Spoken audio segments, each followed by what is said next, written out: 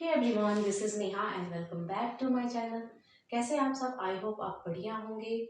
आज मैं सीडीपी का एक नया टॉपिक लेकर आई हूँ जो कि लर्निंग है, और लर्निंग से हम बिहेवियरिज्म के बारे में पढ़ेंगे कि बिहेवियरिज्म ने लर्निंग के बारे में क्या बताया, कौन सी थ्योरी दी, क्या उन्होंने बताया कि लर्निंग का हमारे लाइफ पर, हमारे जो जीवन है उस पर क्या इफेक्ट पड़ा है।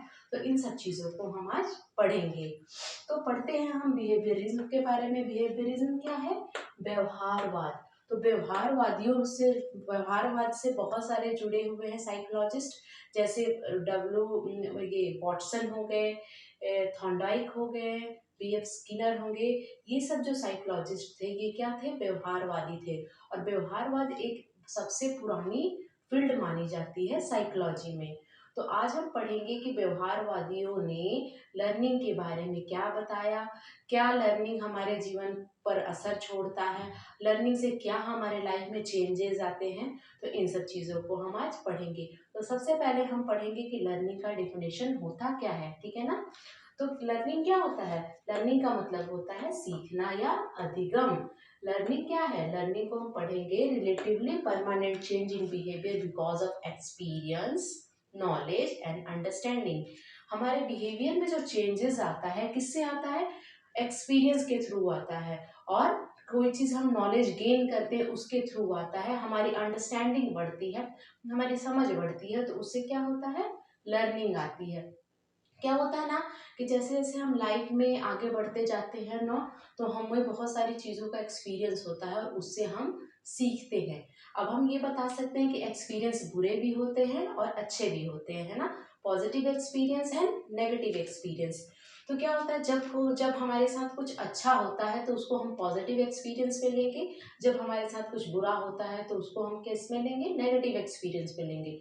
अगर हमें पॉजिटिव एक्सपीरियंस मिलता है तो हम उस चीज़ को क्या करेंगे? बार बार करेंगे। अगर नेगेटिव एक्सपीरियंस, अगर कुछ गलत होता है तो हम उस चीज़ को करना रोक देंगे। तो लर्निंग क्या है? Learning is a permanent change in behaviour because of experience, ठीक है ना।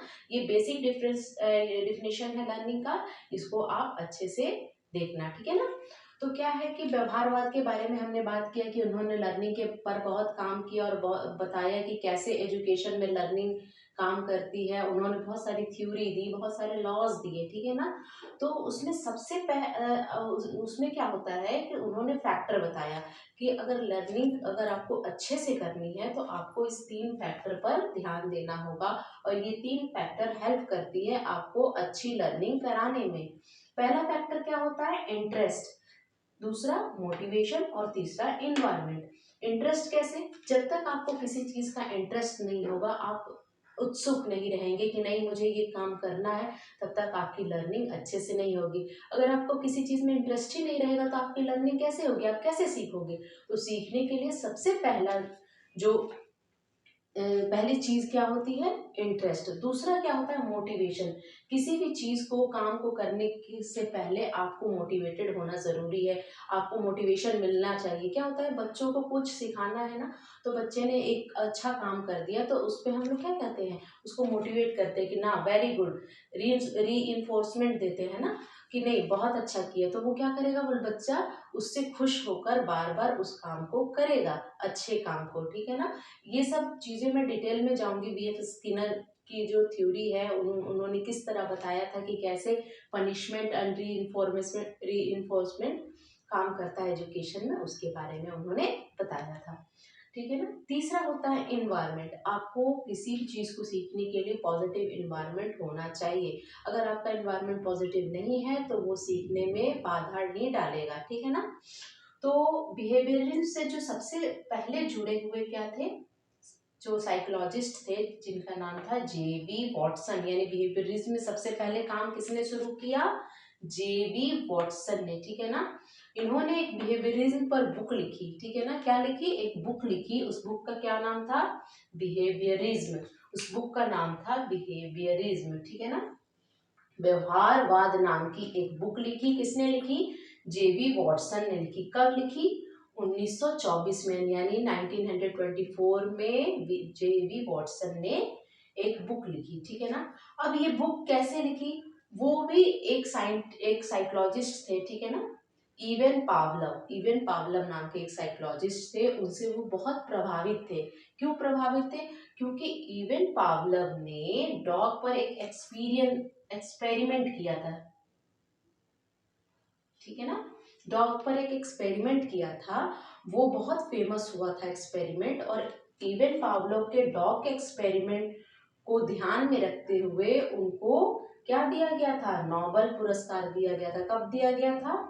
1904 में। यानी उनका डॉग का एक्सपीरियंस इतना अच्छा था कि उसके लिए उनको नोबेल पुरस्कार 1904 में दिया गया था। और इनके वर्क से कौन प्रभावित थे? जेबी वॉटसन। और इसीलिए उन्होंने 1924 में एक बुक लिखी जिसका नाम था बिहेवियरिज्म। अब इनके काम को आगे बढ़ाया थॉर्नडाइक ने, है ना। E.L. थॉर्नडाइक नाम के एक साइकोलॉजिस्ट थे जो इनके बाद आए, और जो कि इनके शिष्य थे, स्टूडेंट थे। और उनके स्टूडेंट कौन थे? B.F. स्किनर, ठीक है ना। तो इस तरह उन्होंने ये बिहेवियरिज्म यानी व्यवहारवाद के साइकोलॉजिस्ट ने काम किया, ठीक है। अब क्या होता है कि बिहेवियरिज्म वाले जो लोग थे, जो व्यवहारवाद से जुड़े हुए थे, वो 4 चीजों पर फोकस करते थे। उनका मानना था कि ये सब चीजें, 4 चीजें जो है वो लर्निंग में हेल्प करती है और लर्निंग से रिलेटेड है, अधिगम से रिलेटेड है। पहला उनका ये था कि वो मानते थे कि जो ह्यूमन बीइंग होते हैं, जो मानव होते हैं, मनुष्य होते हैं, वो किसकी तरह सीखते हैं? बिल्कुल एनिमल की तरह ही सीखते हैं। जैसे जानवर सीखते हैं वैसे ही इंसान भी सीखते हैं। दोनों के सीखने का तरीका एक जैसा होता है। दूसरा उन्होंने क्या माना कि लर्निंग जो होती है वो फोर्सफुली होती है। यानी जब तक आप उसको फोर्सली, आपको यहाँ पर हमने क्या बोला, बेसिक बेसिक फैक्टर क्या था? ये इंटरेस्ट होना चाहिए। लेकिन इन्होंने माना कि फोर्सफुली, जब तक आप किसी को पर दबाव नहीं डालोगे, किसी को लालच नहीं दोगे, तब तक क्या होगी? लर्निंग नहीं होगी। तीसरा पॉइंट उन्होंने क्या बोला कि आप इंसान को जो चाहे वो आप बना सकते हो। ये किसका कथन था? ये कथन था जेबी वॉटसन ने। जेबी वॉटसन ने कहा कि अगर आप हमें 2 4 10 बच्चे ऐसे दे दो जो कि फिजिकली हेल्दी है, तो मैं उसे जो चाहे वो बना सकता हूँ। अगर मैं उसे चाहूँ तो एक साइंटिस्ट बना दूँ, अगर मैं चाहूँ तो उसको एक चोर बना दूँ। तो वो मेरे पे डिपेंड कर रहा है कि मैं जिस तरह उसको जैसे चाहे मोल्ड करूँ, बना सकता हूँ। ये मानते थे बिहेवियरिज्म। चौथा उन्होंने क्या बोला कि change in behaviour is called learning. अगर हमारे बिहेवियर में चेंज हो जाता है तो वो क्या होता है? लर्निंग होता है। बट ऐसा नहीं है। बिहेवियर तो क्या होगा, थोड़ी देर के लिए आप किसी के साथ आप बैठ रहे हो और फॉर्मल बात कर रहे हो, तो क्या आपकी वो लर्निंग है? नहीं है। बिहेवियर क्या होता है? हर आदमी के साथ आपका हर तरह का व्यवहार रहता है, तो वो लर्निंग नहीं है। लर्निंग क्या है? जो आपका एक्चुअल बिहेवियर है, जो ऑल टाइम आपको दिखेगा। अब आप देखो क्या होता है, क्या कि हम एक एग्जांपल से देखो कि जैसे क्या होता है कि आप बिग बॉस के घर में, आप बिग बॉस देखते होगे, तो क्या होता है कि बिग बॉस के घर में जो 1 महीने लोग आते हैं, ठीक है ना, स्टार्टिंग के 4 5 दिन तो वो मुखौटा पहन के, है ना, मास्क पहन के रहते हैं कि मैं बहुत अच्छा हूँ, मैं ऐसा हूँ, मैं वैसा हूँ, मैं बहुत अच्छी हूँ, मैं ये हूँ। और धीरे धीरे तो क्या है, वो टेम्परेरी चेंजेस है उनके, उनका बिहेवियर वो एक्चुअल बिहेवियर नहीं है। वो क्या है, अब धीरे धीरे जैसे जैसे वो बिग बॉस के घर में रहते हैं तो क्या होता है, उनका एक्चुअल जो बिहेवियर है वो निकल के बाहर आता है। उनका जो अब क्या होता है, उनको अगर टीवी इंटरव्यू में देखो तो वो आपको बहुत अच्छे दिखेंगे, लेकिन 1 महीना में उनका जो एक्चुअल बिहेवियर है वो दिखता है। तो ये आप नहीं बता सकते हो कि बिहेवियर में चेंज लर्निंग है, क्या है। वो क्या होता है, कुछ देर के लिए हम ना क्या करते हैं, टेम्परेरी चेंज को आप लर्निंग नहीं बोल सकते हो। आपके बिहेवियर में टेम्परेरी चेंज हो रहा है, वो लर्निंग है। लर्निंग क्या है? आपका एक्चुअल बिहेवियर जो कि आपके एक्सपीरियंस से आपके अंदर आया है, वो क्या है? लर्निंग है। तो आई थिंक आपको समझ में आ गया होगा कि लर्निंग क्या होता है, ठीक है ना। अब यहाँ पे एक चीज है, नोट करके रखिएगा कि जेबी वॉटसन है, उनको फादर ऑफ बिहेवियरिज्म कहते हैं, यानी व्यवहारवाद के जनक कौन है? जेबी वॉटसन, ठीक है ना। इन्होंने ही व्यवहारवाद की जो फील्ड है उसको, उसकी शुरुआत की थी, ठीक है ना। तो J B Watson is the father of behaviourism, और इन्होंने एक एक्सपेरिमेंट किया था, ठीक है ना। ये पॉइंट मैंने इसलिए दिया है कि ये एग्जामिनेशन पॉइंट ऑफ व्यू से बहुत इंपॉर्टेंट है, और इससे क्वेश्चन आते हैं कि who is the father of behaviourism, तो कौन है? जेबी वॉटसन। और उनका एक्सपेरिमेंट किसका था? तो एक लिटिल एल्बर्ट नाम का उनका एक्सपेरिमेंट था जो कि बहुत फेमस था। उस एक्सपेरिमेंट में उन्होंने क्या बताया था कि एक बच्चा होता है लिटिल एल्बर्ट नाम का, उस बच्चे का नाम क्या होता है, लिटिल एल्बर्ट। तो वो क्या करता है कि उसको एक खरगोश ने काट लिया रहता है, जो कि सफेद रंग का होता है, व्हाइट कलर का खरगोश। उसके बाद उसके मन में एक किसी भी व्हाइट कलर के खिलौने या टॉय से, जो कि फर वाले थे, उससे उसके मन में डर हो जाता। जब भी वो किसी व्हाइट कलर का टेडी बियर देखता था या व्हाइट कलर का डॉग देखता था तो वो डरने लगता था। तो ये था लिटिल एल्बर्ट का एक्सपेरिमेंट, ठीक है ना। उसके बाद आपको मैं बता दूं कि इन्होंने बोला ना कि बच्चों का दिमाग जो होता है वो खाली होता है और मैं जैसे चाहूं वैसे बना सकता हूं। इस टर्म का यूज बहुत ही पहले एक जॉन लॉक नाम के क्या थे, फिलोसफर थे। क्या थे, 17th सेंचुरी में एक जॉन लॉक नाम के फिलोसफर थे। यहाँ पर वेवलेंथ कब स्टार्ट हुआ, 1924 में। लेकिन इससे बहुत पहले 17th सेंचुरी में एक फिलोसफर थे जिनका नाम क्या था, जॉन लॉक। उन्होंने बताया, उन्होंने एक टर्म दिया, ठीक है ना, जिसका नाम होता है टैबुला रासा।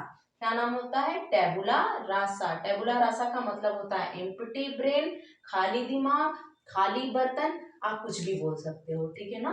तो क्वेश्चन आता है कि हु यूज द टर्म टेबुला रासा, तो कौन, किसने यूज किया था, जॉन लॉक ने। जॉन लॉक कौन थे, एक फिलोसफर थे। कब, कहाँ, कब किस फिलोसफर थे, 17th सेंचुरी के फिलोसफर थे। और टेबुला रासा का मतलब क्या होता है, खाली दिमाग, खाली बर्तन, यानी ब्लैंक स्लेट भी आप बोल सकते हैं ना, ब्लैंक स्लेट आप बोल सकते हैं। टेबुला रासा का मतलब एम्प्टी ब्रेन भी बोल सकते हैं, ठीक है ना। तो इस वर्ड को यूज किया। तो ये थे आज के लेक्चर। आई होप आपको ये लेक्चर अच्छा लगा होगा। अगर अच्छा लगे तो लाइक कीजिए, शेयर कीजिए, सब्सक्राइब कीजिए my channel. Thank you so much for watching. Bye.